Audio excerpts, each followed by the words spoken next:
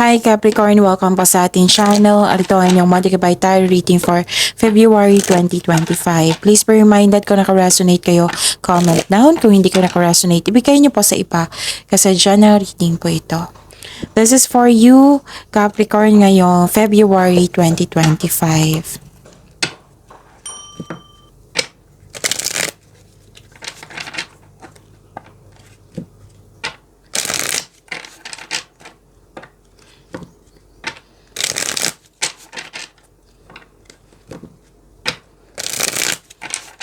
Para po ito sa inyo, Capricorn, ngayong February 2025. Maraming salamat po sa inyong patuloy na suporta at maraming salamat din po sa mga hindi nag-skip ng ads.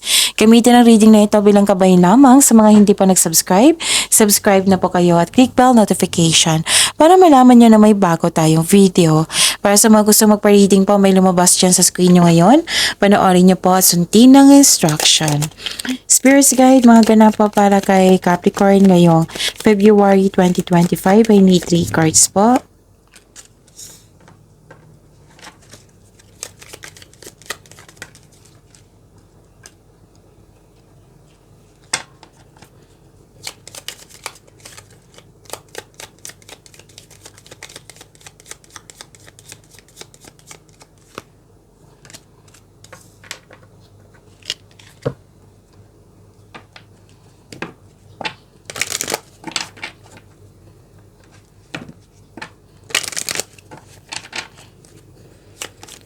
Spirits, guys, angels, archangels, guardian angels, message po para kay Capricorn ngayon sa February 2025. Another message po.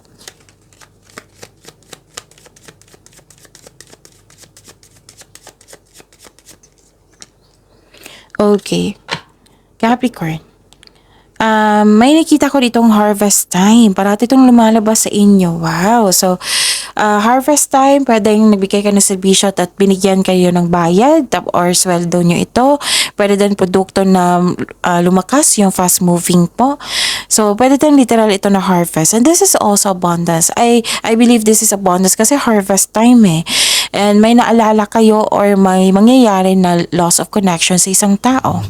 At naka-receive kayo ng good news. Yes, this is change for the better. Naka-receive din kayo ng balita na may buntis, nanganak, ikakasal-kasal. Okay? Tapos, nakita ko rin dito na in-announce mo ang balita sa grupo ng tao at nagulat sila. At nakita ko rin dito na this is movement, paglilipat sa malayong lugar. And stop overthinking kasi nakakasama yan sa iyo, Capricorn. Okay?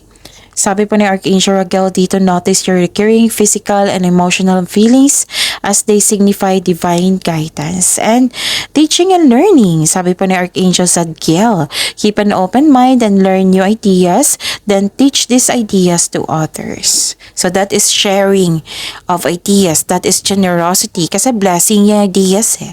Okay?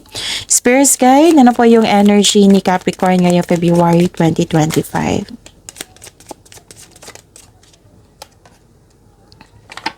And the clarification of this card po.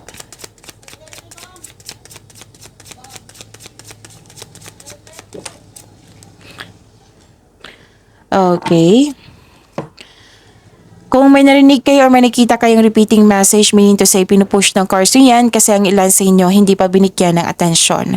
Na kung maaari din po, bigyan nyo po ng solusyon at aksyon. Remember, at the end of the day, alam mo na ikaw lang taong may kakayahan at responsable na gumawa ng sarili mong katotohanan at kinabukasan. So ano yung energy ni Capricorn? Recovery. Yes, kitang-kita kong yung recovery dito, Capricorn. Nakikita ko dito na this is a good sign na umiiwas ka na or binando naman na or umalis ka sa toxicity. Toxic na tao, toxic na environment, you have your freedom. So, na a difficult cycle is about to end. Let's say, obsession, addiction, bad habits, or yung nahihirapan ka. Pwedeng concern to sa iyo or concern mo sa isang tao. Nalampasan mo na. This is called recovery. Okay? So, pwede din nakatali ka sa isang tao tapos tumiwalag ka. Okay? Yan yung sabi ko sa inyo kanina. This is recovery, so claim nyo itong recovery, Capricorn. At nakita ko rin dito na nagkaroon po ng concern sa hindi nagbigay ng time or halaga. Yung nagsisave ka ng money, oo, nahigpit sinturon, o para ba ibayad sa loan or utang, pwede din may concern kayo sa may utang sa iyo. Spirits guide, kayo rin okay. Spirits guide, possible blessings pa na ma-receive ni Capricorn ngayong February 2025. And a clarification of this card po. Possible blessings to ha, Capricorns. Wow, this is success. This is success. This is, anong tawag dito? Success, happiness, positive outcome. This is the happiest card. May success at achievement na parating, may parating na blessings na it will lead you to happiness, improvement sa health is on the way, naka-recover ka na. So, dalawang card na po nagsabi dito na may recovery. Ito ay magandang kalusugan, kaligayahan at kaaya-ayang pakiramdam. So, enjoy your success. So, may exciting opportunities na parating, financial growth, makaka-receive ka na acknowledge that you deserve. May kausap ka rin na bata dito na nagbibigay saya sa'yo. You're feeling healthier inside and out. Na-overcome mo na yung nararamdaman mong sadness or illness. Okay?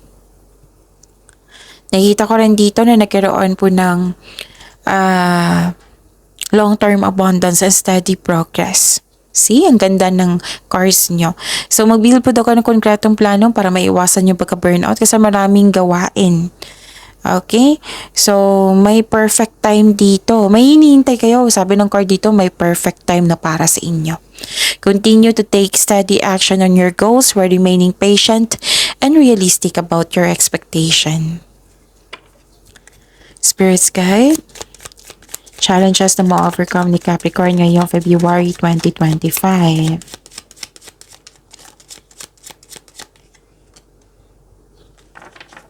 And the clarification of this card po.